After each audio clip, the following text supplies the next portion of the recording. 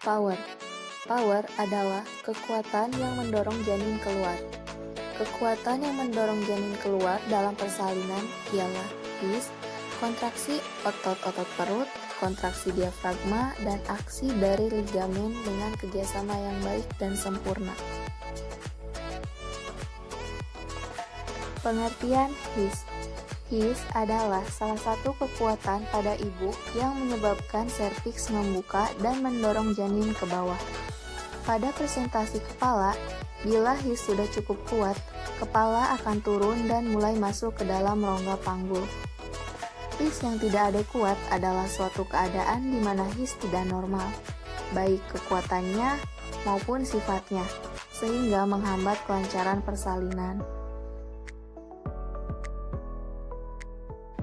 Macam-macam his. 1. Kontraksi dini. Kontraksi jenis ini biasanya terjadi saat awal-awal kehamilan atau saat trimester pertama kehamilan. Kondisi ini terjadi saat tubuh masih sedang dalam proses penyesuaian dengan berbagai perubahan akibat adanya kehamilan. Kontraksi terjadi akibat meregangnya ligamen di sekitar rahim, biasanya diikuti oleh perut kembung, konstipasi, dan dehidrasi. Jika kontraksi di awal kehamilan ini diikuti oleh adanya bercak darah, maka segeralah Anda ke dokter untuk dilakukan pemeriksaan lebih lanjut. 2. Kontraksi palsu. Jenis kontraksi ini bisa disebut dengan istilah Braxton Hicks. Biasanya terjadi saat kehamilan memasuki usia 32-34 minggu. Waktunya tidak bisa ditentukan, namun biasanya setiap 30 menit sekali dengan lama kontraksi sekitar 30 detik. Rasanya seperti nyeri saat kram haid. Jika kontraksi ini tidak terjadi menjadi lama, kemudian intervalnya semakin memendek dan tidak bertambah kuat, maka persalinan tidak akan terjadi dalam waktu sekarang. Berendamlah di air hangat untuk meredakan kontraksi ini. Namun, jika kontraksi semakin kuat dan interval semakin pendek, maka bisa menjadi petunjuk bahwa persalinan akan segera berlangsung. Ketiga, kontraksi saat berhubungan. Pada saat berhubungan, dapat juga menimbulkan terjadinya kontraksi. Oleh karena itu, sebelum Anda berhubungan, pastikan terlebih dahulu melalui pemeriksaan dokter bahwa kehamilan Anda dinyatakan sehat. Kontraksi yang terjadi saat berhubungan tidak akan menjadikan resiko lahir prematur selama kehamilannya sehat dan tanpa komplikasi. 4. Kontraksi sebenarnya. Kontraksi sebenarnya terjadi menjelang persalinan. Kontraksi berlangsung selama 40-60 detik. Terjadi di setiap 10-20 menit atau 1 jam. Kemudian kontraksi terjadi menjadi lebih sering. Kontraksi sebenarnya akan diikuti oleh pembukaan mulut rahim. Keluar cairan atau lendir yang bercampur darah yang berwarna kecoklatan yang merupakan sebagai sumbatan lendir atau mukus pada leher rahim. Perubahan akibat his. 1. Perubahan uterus dan serviks. Uterus teraba keras atau padat karena kontraksi. Tekanan hidrostatis air ketuban dan tekanan intrauterin naik dan menyebabkan serviks menjadi mendatar dan terbuka. Kedua, pada ibu. Rasa nyeri karena iskemia rahim dan kontraksi rahim, juga ada kenaikan nadi dan tekanan darah. Ketiga, pada janin. Pertukaran oksigen pada sirkulasi utero, plasenta kurang, maka timbul hipoksia janin. Denyut jantung janin melambat dan kurang jelas didengar karena adanya iskemia fisiologis. Kalau betul-betul terjadi hipoksia yang agak lama, misalnya pada kontraksi tetanik, maka terjadi gawat janin asfiksia dengan denyut jantung janin di atas 160 per menit atau tidak teratur. Penyebab terjadinya his. 1. Kerja hormon oksitosin. 2. Regangan dinding uterus oleh isi konsepsi. 3. Rangsangan terhadap plexus saraf Frankenhauser yang tertekan pada masa konsepsi. Hal yang harus diperhatikan dari his. 1. Frekuensi his adalah jumlah dalam waktu tertentu, biasanya per menit atau per 10 menit. 2. Intensitas his adalah kekuatan his, adekuat atau lemah. ketiga, durasi atau lamanya his adalah lamanya setiap his berlangsung dan ditentukan dengan detik, misalnya 50 detik. 4. Interval his adalah jarak antara his satu dengan his berikutnya, misalnya datang tiap 2-3 menit. 5. Datangnya his, apakah sering, teratur, atau tidak. Selain his, tenaga mengejan juga merupakan bagian dari power.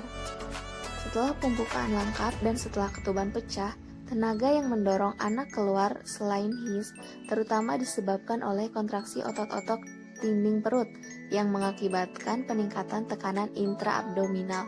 Tenaga ini serupa dengan tenaga mengejan waktu kita buang air besar, tapi jauh lebih kuat lagi. Passage atau jalan lahir merupakan jalan lahir yang harus dilewati oleh janin yang terdiri dari rongga panggul, dasar panggul, serviks, dan vagina. Syarat agar janin dan plasenta dapat melalui jalan lahir tanpa adanya rintangan, maka jalan lahir tersebut harus normal. Jalan lahir terdiri atas bagian keras dan bagian lunak. Di bagian keras ada tulang-tulang panggul atau rangka panggul, sedangkan di bagian lunak ada otot-otot, jaringan, dan ligamen-ligamen. Bagian keras dibentuk oleh 4 buah tulang, yaitu 2 tulang pangkal paha yang terdiri dari os ilium, os ischium, dan os pubis. Kemudian 1 tulang kelangkang dan 1 tulang tungging. Ada 3 bagian bidang panggul yang berkaitan dengan persalinan. Yang pertama, pintu atas panggul atau PAP. Yang kedua, pintu tengah panggul atau PTP. Dan yang ketiga, pintu bawah panggul atau PBP. Pintu atas panggul berbatasan dengan promontorium, 2 sayap osakrum, linea terminalis kiri kanan, dan pinggir atas simfisis pubis. Kemudian, pintu tengah panggul berbatasan dengan 2-3 cm osakrum, spina ischiadica kiri dan kanan, dan tepi bawah simfisis pubis. Pintu bawah panggul berbatasan dengan 2 segitiga. Segitiga yang pertama berbatasan dengan tepi bawah simfisis pubis dan tuberosis ischiadicum kiri kanan. Sedangkan segitiga kedua berbatasan dengan ujung os coccygeus dan tuberosis ischiadicum kiri kanan. Sumbu panggul adalah garis yang menghubungkan titik-titik tengah ruang panggul yang melengkung ke depan. Bidang Hodge pada persalinan dibagi menjadi 4. Bidang Hodge pertama dibentuk pada lingkaran pintu atas panggul dengan bagian atas simfisis dan promontorium. Bidang Hodge 2 sejajar dengan Hodge 1 setinggi pinggir bawah simfisis. Bidang Hodge 3 sejajar Hodge 1 dan Hodge 2 setinggi spina ischiadica kanan dan kiri. Dan bidang Hodge 4 sejajar dengan Hodge 1, 2, 3 setinggi os coccygeus.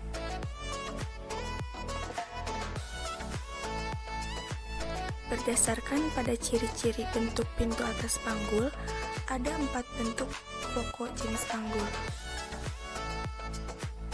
Yang pertama, ginekoid. Bentuknya ini paling ideal, biasanya panggul perempuan berbentuk ginekoid dengan diameter anteroposterior sama dengan diameter transversa bulat, sekitar 45%. Yang kedua, berbentuk android. Biasanya pada panggul pria, pintu atas panggul berbentuk segitiga dengan diameter transversa dekat dengan sakrum. Segitiga sekitar 15%. Yang ketiga ada antropoid, bentuknya agak lonjong seperti telur dengan diameter anteroposterior lebih besar daripada diameter transversa. Dan yang terakhir keempat, platypeloid, bentuknya picak dengan diameter transversa lebih besar daripada diameter anteroposteriornya, menyempit ke arah muka belakang sekitar 5%. Bagian lunak jalan lahir tersusun atas segmen bawah uterus, cervicuteri, vagina, musculus, dan ligamentum yang menyelubungi dinding dalam dan bawah panggul. Bagian lunak terdiri atas otot-otot panggul bagian luar. Otot-ototnya terdiri dari muscularis sphincter ani externus, muscularis bulbocavernosus yang melingkari vagina, dan muscularis parinea transversa superficialis. Passenger atau buah kehamilan meliputi janin, plasenta, tali pusat, air ketuban, dan kantong janin. Yang harus dinilai adalah satu, letak, presentasi, posisi, dan sikap janin. Kemudian yang kedua, taksiran berat badan janin disebut dengan makrosomia bila berat badan janin lebih dari 4.000 gram. Yang ketiga, kelainan buah kehamilan yang lain, misalnya adanya plasenta previa atau kel kongenital janin atau fetus. Janin dapat mempengaruhi persalinan seperti besar, letak, presentasi, sikap, dan posisi. Faktor lain janin yang mempengaruhi persalinan adalah yang pertama yaitu frekuensi DJJ atau detak jantung janin. Detak jantung janin normal yaitu 120 sampai 160 kali per menit. Ketika ada janin yang detak jantungnya kurang dari 120 atau lebih dari 160, dapat dikatakan bahwa janin tersebut mengalami fetal distress. Yang kedua, lokasi inersi plasenta, yaitu ketika plasenta di bawah rahim, atau dikatakan dengan plasenta previa atau plasenta menutupi jalan lahir. Yang ketiga, tali pusat. Contohnya seperti prolapsus funiculi dan lain-lain. Prolapsus funiculi yaitu keluarnya tali pusat dari uterus, yaitu ini terjadi ketika ibu mengalami ketuban pecah. Letak, presentasi, posisi, dan sikap janin. Yang pertama yaitu letak janin. Letak yaitu hubungan antara punggung janin dan punggung ibu, yaitu yang pertama memanjang kepala atau sakrum. Yang kedua, melintang, yaitu pada bahu. Yang kedua, sikap janin. Sikap yaitu hubungan bagian tubuh janin yang satu dengan bagian yang lainnya, merupakan pola pertumbuhan janin dan penyesuaian janin terhadap bentuk rongga rahim. Pada sikap normal, punggung fleksi, kepala fleksi ke arah dada, paha fleksi ke arah sendi lutut, tangan disilang ke depan toraks, dan tali pusat terletak antara lengan dan tungkai. Posisi pada janin, hubungan antara bagian tertentu fetus seperti ubun-ubun kecil, dagu, mulut, sakrum, punggung, dengan bagian kiri, kanan, depan, belakang, atau lintang terhadap jalan lahir. Ubun-ubun kecil atau belakang kepala bentuk segitiga, ubun-ubun besar, depan kepala atau dahi bentuk segi empat atau wajik. Ukuran-ukuran kepala janin. Yang pertama yaitu diameter. Diameter occipitofrontalis yaitu 12 cm. Diameter mentooccipitalis yaitu 13,5 cm. Diameter suboccipitobregmatica yaitu 9,5 cm. Diameter biparientalis yaitu 9,25 cm. Diameter ditemporalis yaitu 8 cm. Yang kedua yaitu ukuran sirkumferensial atau keliling. Sirkumferensial fronto-occipitalis yaitu 34 cm. Sirkumferensia mento-occipitalis yaitu 35 cm. Sirkumferensia suboccipitobregmatica yaitu 32 cm. Persalinan merupakan hal yang paling ditunggu-tunggu oleh para ibu hamil. Sebuah waktu yang menyenangkan, namun di sisi lain merupakan hal yang paling mendebarkan. Persalinan terasa akan menyenangkan karena si kecil yang selama 9 bulan bersembunyi di dalam perut akan muncul terlahir ke dunia. Di sisi lain, persalinan juga menjadi mendebarkan khususnya bagi calon ibu baru, di mana terbayang proses persalinan yang menyakitkan, mengeluarkan energi yang begitu banyak, dan sebuah perjuangan yang cukup melelahkan. Perubahan psikologis pada saat melahirkan. Yang pertama, ada fase laten. Pada fase ini, ibu biasanya merasa lega dan bahagia karena masa kehamilannya akan segera berakhir. Namun, pada awal persalinan, wanita biasanya gelisah, gugup, cemas dan khawatir sehubungan dengan rasa tidak nyaman karena kontraksi. Biasanya, ia ingin berbicara, perlu ditemani, tidak tidur, ingin berjalan-jalan, dan menciptakan kontak mata. Pada wanita yang dapat menyadari bahwa proses ini wajar dan alami, akan mudah beradaptasi dengan keadaan tersebut.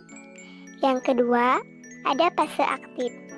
Saat kemajuan persalinan sampai pada waktu kecepatan maksimum, rasa khawatir wanita menjadi meningkat. Kontraksi semakin kuat dan frekuensinya lebih sering sehingga wanita tidak dapat mengontrolnya. Dalam keadaan ini, wanita akan lebih serius. Wanita tersebut menginginkan seseorang untuk mendampinginya karena dia merasa takut mampu beradaptasi dengan kontraksinya. Kebutuhan ibu selama persalinan ada kebutuhan fisiologis, kebutuhan rasa aman, kebutuhan dicintai dan mencintai, kebutuhan harga diri, dan kebutuhan aktualisasi diri. Gangguan yang terjadi pada seorang ibu menjelang persalinan yang bersumber pada rasa takut dan sakit pada fisik yang teramat sangat. Perubahan psikologis selama persalinan perlu diketahui oleh penolong persalinan dalam melaksanakan tugasnya sebagai pendamping atau penolong persalinan. Perubahan psikologis pada kala 1, perasaan tidak enak, takut dan ragu-ragu akan persalinan yang dihadapi. Ibu dalam menghadapi persalinan sering memikirkan antara lain apakah persalinan berjalan normal, menganggap persalinan sebagai cobaan, apakah penolong persalinan dapat sabar dan bijaksana dalam menolongnya? Apakah bayi normal atau tidak? Apakah ia sanggup merawat bayinya? Dan ibu cemas. Penyebab terjadinya gangguan psikologis pada ibu yang baru melahirkan. Yang pertama, kurangnya persiapan mental.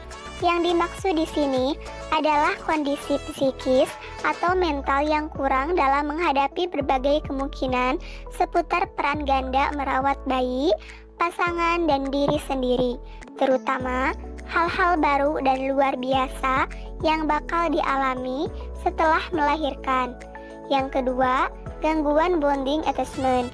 Pengertian bonding attachment atau keterikatan awal adalah suatu proses di mana sebagai hasil dari interaksi terus-menerus antara bayi dan orang tua yang bersifat saling mencintai, memberikan keduanya pemenuhan emosional dan saling membutuhkan.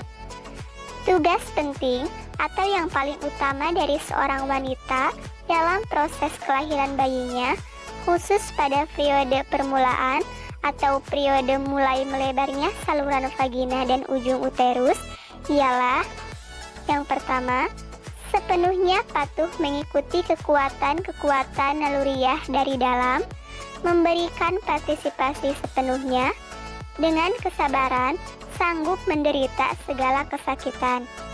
Akibat banyak ketegangan batin dan rasa cemas atau ketakutan yang berlebihan, atau disertai kecenderungan yang sangat kuat untuk bertingkah superaktif dan mau mengatur sendiri proses persalinan, yaitu yang pertama, proses kelahiran bayi bisa menyimpang dari pola normal dan spontan, dan yang kedua, prosesnya akan sangat terganggu, merupakan kelahiran yang abnormal.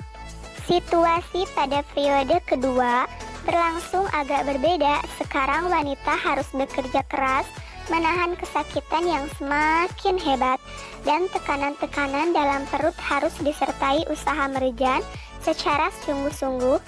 Semua ini dibarengi dengan kontraksi dari dalam, diperkuat oleh kemauan sendiri dan dirangsang oleh dorongan serta sugesti dari luar, yaitu dari bidan, dokter, dan lain-lain. Maka segenap daya psikis dan fisik wanita benar-benar dikonsentrasikan pada pengabdian diri untuk melenggangkan generasi manusia dengan jalan melahirkan bayinya. Cara mengatasi masalah psikologis pada saat persalinan. Yang pertama, kegiatan konseling pada ibu melahirkan. Yang kedua, metode relaksasi hypnobirthing. Yang ketiga, menggunakan media air guna mengurangi rasa sakit, seperti metode waterbirth. Contoh-contoh konseling yaitu menjalin hubungan yang mengenakan atau rapport dengan klien, menerima klien apa adanya, dan memberikan dukungan yang positif, selalu mendengarkan dan memperhatikan keluhan klien. Sentuhan bidan terhadap klien akan memberikan rasa nyaman dan dapat membantu relaksasi, memandu persalinan, dan memberikan pujian kepada klien atas usaha yang telah dilakukannya. Faktor-faktor yang mempengaruhi persalinan. Yang pertama, power atau tenaga sebagai penipisan serviks, pembukaan serviks, dan mendorong janin melewati jalan lahir, di mana ini terjadi pada kala satu pembukaan. Yang kedua, mengedeng, yaitu mendorong janin keluar dari uterus, dan ini adalah kala 2. Kontraksi uterus dimulai di daerah tuba dan ligamen rotundum dan menjalar ke seluruh uterus. Kontraksi ini disebut his atau pundal dominal. Yang kedua, passenger atau buah kehamilan. Ini mencakup janin, plasenta, tali pusat, air ketuban, dan kantong janin. Yang harus dinilai adalah letak presentasi, posisi, sikap janin, tafsiran BB janin, disebut juga dengan makrosomia bila BB janin lebih dari 4.000 kg.